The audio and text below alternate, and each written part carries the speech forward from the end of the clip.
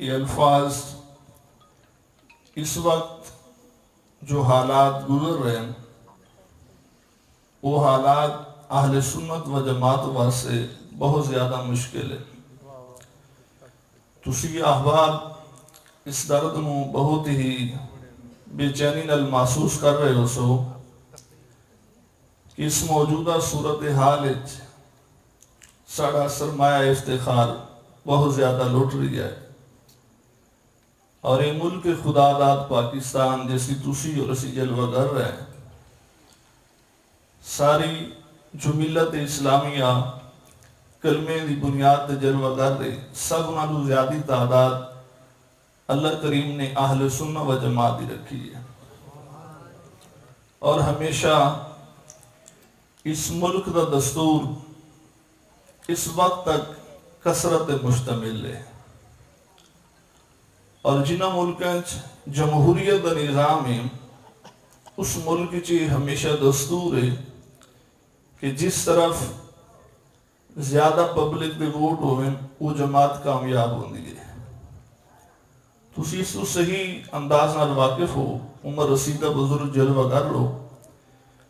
اگر اس ملکی تقاضۂ جمہوریت دا تو تسی اس آن دی ریکارڈ چیک کرو کہ سب تو زیادی تعداد ساڑے مسلک دیئے اور اگر ایک شخص 100 دی تعداد کھڑا کیتا جائے تو اسی جو 70 آدمی اہل سنہ دا نکل ہے باقی 30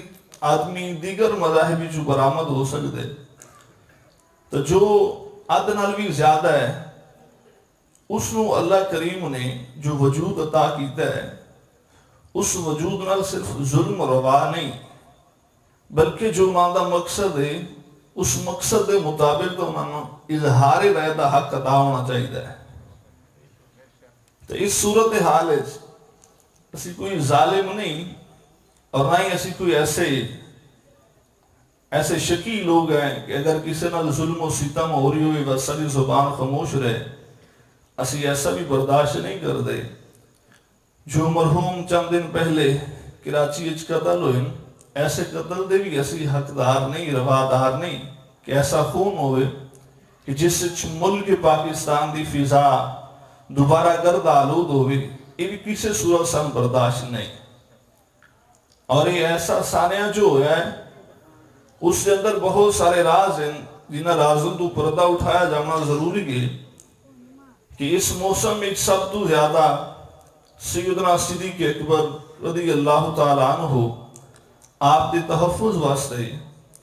اتحاد بین المسلمین دا نعرہ ہے